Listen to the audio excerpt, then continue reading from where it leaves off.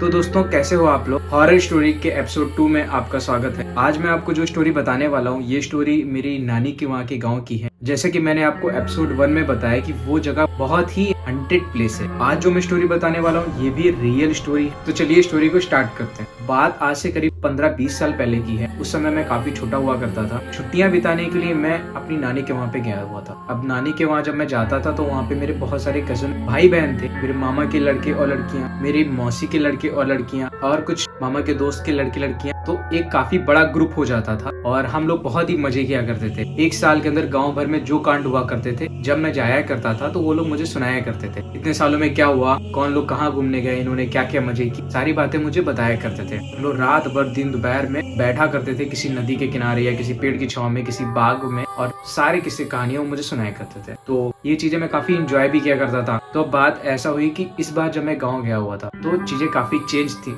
लोग अपने घरों से बाहर नहीं निकल रहे थे। रात में हम लोग छत पे सोया करते थे क्योंकि गांव में लाइट ज्यादा नहीं आती, और उस टाइम पे तो लाइट थी भी नहीं। अभी तो गांव में काफी लाइट आ गई है, बट तब गांव में लाइट थी ही नहीं। लोग लालटेन जलाया करते थे या दिया मोमबत्ती टाइप की जलाया करते थे, उसमें रहा करते थे। लोग अपनी छतों पर चारपाई डाल के सोया करते थे। तो इस बार जब मैं गाँव गया काफी चीजें चेंज हो गई थी। अब वो चेंज क्या थे, लोग अकेले घर के बाहर नहीं निकलते, शाम को अपने दोस्तों के साथ या ग्रुप में बाहर निकल के जाया करते। इसके पीछे का रीजन था मुंह नुचवा। हाँ, आपने सही नाम सुना, मुंह नुचवा। ये एक ऐसा जीव था जो कहा करते थे गांव के लोग कि ये रात के टाइम पे या शाम के टाइम पे हवा में उड़ा करता है। अलग अलग लोग अलग अलग बातें करते। कोई कहता 2 फुट का है, कोई कहता 4 फुट का है, और किसी भी इंसान को अकेले देखता है तो उस पर अटैक कर देता है और उसका मुंह नोच लेता है। कुछ लोग कहते हैं कि वो सिर्फ मुंह नहीं नोचता, उनकी आंखें निकाल लेता है और उनको खा जाता है। कई लोग इस बात का दावा करते थे कि उन्होंने मुंह नोचवा को खुद से देखा है। ये एक ऐसा जीव था जिसके बारे में अलग अलग तरह की अलग अलग अफवाहें गाँव में उड़ रही थी, और कई लोग इसका शिकार भी हुए थे। ऐसे कई लोग हैं जिनका सच में मुंह नोचा गया था और किसी ऊपर से आए हुए जीव ने नोचा था। गांव में बहुत ही खौफ बना हुआ था। लोग अब शाम के टाइम पे अपने बच्चों को बाहर खेलने के लिए नहीं भेजा करते। रात पे लोग छत पे नहीं सोया करते या अपने आंगन में चारपाई बिछा के नहीं सोया करते, क्योंकि सबको उस जीव का डर था जिसका नाम मुंह नोचवा रखा गया था। हम लोग जब ग्रुप में सोया करते थे तो ड्यूटी बना के सोया करते थे। एक फैमिली सो रही है, उनकी फैमिली का एक मेंबर जागता रहेगा और वो लगातार छत पे देखता रहेगा। जहाँ भी कोई अलग सा जीव उड़ता हुआ दिखाई दे तो वो बहुत जोर जोर से शोर मचाने लगता था। लोग अपने घर के बर्तन पीटा करते थे, थालियां पीटा करते थे, क्योंकि उनको ऐसा लगता था कि इन आवाजों से वो दूर भागते हैं। तो इसी वजह से सब लोग अपने साथ कुछ थालियां, चम्मच, भगोने, इन सबको लेके सोया करते थे, और जैसे उनको कुछ अलग सी आहट आती थी वो जोर जोर से उनको बजाने लगते थे। अब मैं गाँव में नया नया गया, मैंने ये नई चीज सुनी। मैं भी बाकी बच्चों की तरह मैं भी डर गया और मेरी फैमिली वाले भी डर गए, क्योंकि सब बड़े कह रहे थे कि उन्होंने किसी का शिकार होते हुए देखा है, और कई लोग इस बात का सबूत थे कि उनका मुंह उस मुंह नुचवा ने नोचा है। अब ये चीजें शहर से कोई आदमी गाँव जाता है तो उसके लिए काफी डरावनी होती है, तो हम भी काफी डर गए। अब काफी चीजें उस टाइम पे मैं एंजॉय नहीं कर पा रहा था कि दोपहर में अपने दोस्तों के साथ खेलना, शाम के टाइम पे बाग में बैठना और वहाँ पर हंसी मजाक करना, मस्ती करना। बच्चे डर के मारे बाहर भी नहीं जाया करते थे। बाग में जाके बातें करना, मजे करना तो अलग की बात हो गई। अब एक दिन क्या हुआ, मेरे एक नाना थे, तो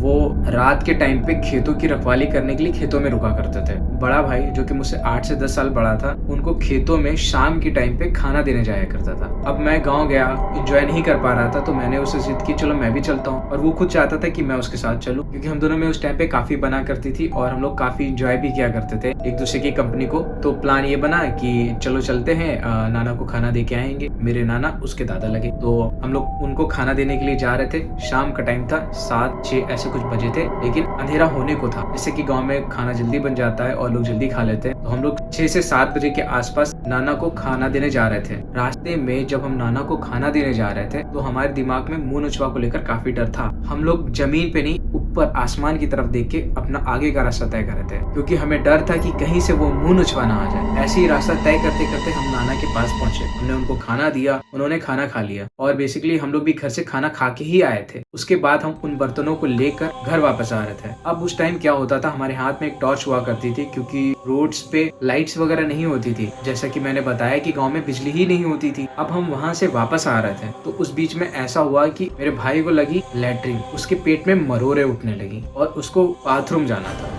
2 नंबर, और हमारे पास टॉर्च एक थी। अब जैसे कि वो बड़ा था तो उसने मुझे टॉर्च दे दी और मुझसे कहा कि तुम यहाँ पे वेट करो, मैं जा रहा हूँ नदी के पास में, हल्का होके आ जाऊंगा। अब मैं वहाँ पे, डर तो मुझे लग रहा था, मेरे पास कोई और ऑप्शन नहीं था। मैंने वेट किया। अब वो फ्रेश हो रहा था, 5 से 10 मिनट हो गए, वो अंधेरे में था, उसके पास टॉर्च नहीं। रात का टाइम, चारों तरफ अंधेरा है, हम लोग गाँव से अभी 2-4 किलोमीटर दूरी पे है। अब वो हल्का हो रहा है और मुझे अंधेरे में डर लग रहा है। अचानक से झाड़ियों के पीछे से कुछ आवाजें आती हैं, जहाँ पर मेरा भाई हल्का होने के लिए गया था। फिर कुछ ही देर में मेरे भाई की बहुत जोर से चिल्लाने की आवाज आती है। मैं एकदम से हैरान हो गया। अभी देखता हूँ मेरा भाई भागता हुआ आ रहा है बहुत तेजी से, और मेरा हाथ पकड़ के कह रहा है भागते हुए चलो उधर। मैंने मुंह नुचवा देखा। अब हम रास्ते पर भागते भागते अपने घर जा रहे हैं। मुझे तो घर का रास्ता भी नहीं पता था, क्योंकि मैं साल में 1-2 बार गाँव आता और कौन से खेत कहाँ पड़ते मुझे पता ही नहीं होता। तो मेरा भाई मुझे लेकर वहां तक गया था, खेतों तक। अब वो मेरा हाथ पकड़ के मुझे घसीटता हुआ लेके चला कि भागो, जल्दी से भागो, नहीं तो वो हम दोनों को जिंदा नहीं छोड़ेगा। अब हम लोग भागते भागते घर पे गए और घर जाके सहम गए। लेकिन हमने ये बात कभी किसी को नहीं बताई, क्योंकि हमें डर था कि अगर हमने ये वाली बात घर पे किसी को बता दी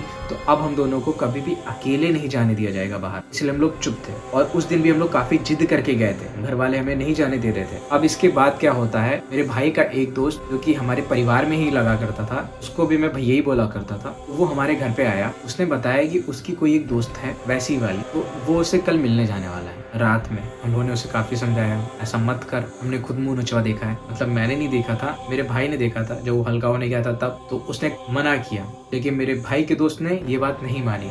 ठरकी किस्म का तो था वो, उसका ऐसा कुछ प्लान था कि वो रात में जाएगा फ्रेश होने के लिए, हल्का होने के लिए, और उसकी जो गर्लफ्रेंड है वो भी हल्का होने के लिए आएगी उसके पास, और इसी बहाने से दोनों मिल लेंगे। अब होता क्या है कि अगली रात को ये दोनों मिलने जाते हैं जैसा कि उन्होंने प्लान किया था। वो लड़की जो आती है अपनी किसी सहेली के साथ आती है। अंधेरे में, काली रात है, सुनसान सा इलाका है, खेतों के बीच में अकेले आ रहे हैं। ये लड़का अकेले जा रहा है। दोनों जाके मिलते हैं, एक दूसरे के साथ टाइम स्पेंड करते हैं। भाई की गर्लफ्रेंड के साथ जो लड़की आई थी वो अलग होती है थोड़ा सा, तो तभी उसके चिल्लाने की आवाज आ जाती है। अब मेरा भाई और उसकी गर्लफ्रेंड भाग के उसके पास जाती, वो जोर से चिल्लाती, कहती है मुंह नुचवा, चलो भागो यहाँ से। वो दोनों लड़कियां अलग डायरेक्शन में भागती हैं और मेरे भाई का दोस्त एक अलग डायरेक्शन में भागता है। दोनों भागते हुए अपने अपने घर की तरफ जा रहे होते हैं। और मेरे भाई के दोस्त की किस्मत सच में बहुत बेकार थी। मुंह नुचवा उसके पीछे पड़ जाता है। अब वो हवा में उड़ता हुआ उसका पीछा कर रहा है और वो भागता भागता इधर उधर जा रहा है। मेरे भाई के दोस्त की भी इतनी हिम्मत नहीं कि वो पीछे पलट के देख ले कि मुंह नुचवा किधर है। उसे जहाँ रास्ता मिल रहा है वो भागता हुआ जा रहा है। भागते भागते वो किसी एक खेत के बीच में जहाँ फसल लगी होती है उसमें घुस जाता है और काफी देर वेट करता रहता है उस मुंह नुचवा के जाने का। खेतों के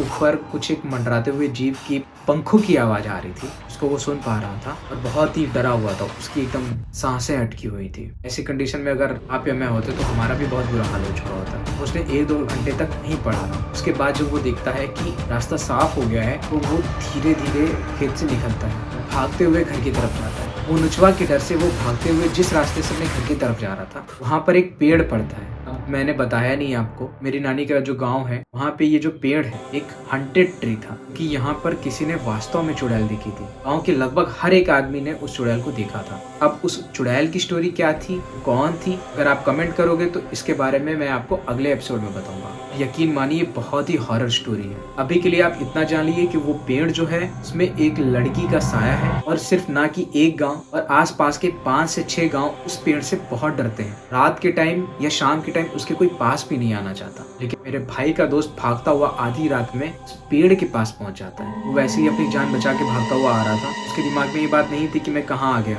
वो जैसे उस पेड़ के पास से गुजर रहा होता है बहुत जोर से हंसने की आवाज आती है किसी लड़की की और वहां पर उसके पैर चलने बंद हो जाता है और वो वहीं पे रुक जाता है। किसी के पायलों की आवाज आने लगती है और फिर किसी लड़की के हंसने की आवाज, फिर अचानक से रोने की आवाज, फिर हंसने की आवाज, फिर रोने की आवाज आने लगती है। सुनसान सी काली रात है। इतना ज्यादा वो लड़का अब डर गया है, वहीं पे गिर गया बेहोश हो। रात भर वो इंसान वहीं पे पड़ा रहा बेहोशी की हालत में। सुबह का टाइम होता है तो गाँव के लोग हल्का होने के लिए जाते हैं तो देखते हैं उस पेड़ के पास एक लड़का पड़ा हुआ है। जब जाके देखते हैं तो उसका पूरा मुंह छिला हुआ था, पूरे चेहरे से खून निकल रहा था। वो आदमी तुरंत गांव वालों को इकट्ठा कर लेता है और उस लड़के को लेके हॉस्पिटल जाया जाता है, उसका इलाज कराया जाता है और मैं और मेरे भाई उसके घर उसे मिलने जाते हैं। अब वो हम लोग को सारी बात बताता है कि वो मोनोचवा से डर के भाग रहा था। भागते भागते वो इस हंटेड ट्री के पास आ जाता है। यहाँ पे उस चुड़ैल का जादू चलने लगता है और उसके पैर सुन्न हो जाते हैं और वो गिर के डर के मारे बेहोश हो जाता है। उसके बाद रात में उसके साथ क्या हुआ, वो मोनोचवा आया, उस पर अटैक किया, उसको कुछ नहीं हुआ। गाँव वाले यही मानते हैं कि उसका मुंह मोनोचवा ने नोचा था। और मेरे भाई के दोस्त की गर्लफ्रेंड, जो कि हल्का होने के बहाने से अपनी सहेली के साथ आई थी मिलने के लिए, इसी रात को एक मोनोचवा उनका पीछा भी करता है। उनके साथ भी बहुत बड़ा हादसा हुआ था उस रात। क्योंकि वीडियो काफी लंबी हो गई है तो इसके आगे की स्टोरी को मैं अगले पार्ट में कवर करूंगा। 50 कमेंट और 1000 लाइक हो जाएंगे तो मैं इसका सेकंड पार्ट बनाऊंगा। जल्दी से कमेंट, लाइक और सब्सक्राइब कर देना चैनल को। उसके बाद मेरे भाई का दोस्त काफी रिकवर हो गया, बट उसके चेहरे पर बहुत ही सारे नोचे हुए से निशान है। उसकी आंखें तो सही सलामत है, बट अच्छा खासा उसका चेहरा बर्बाद हो चुका है। उसकी गर्लफ्रेंड के साथ क्या हुआ ये मैं टारगेट पूरा होने पे बताऊंगा। मिलते हैं अगले वीडियो, तब तक तुम कमेंट, लाइक और सब्सक्राइब कर दो। अभी के लिए बाय बाय।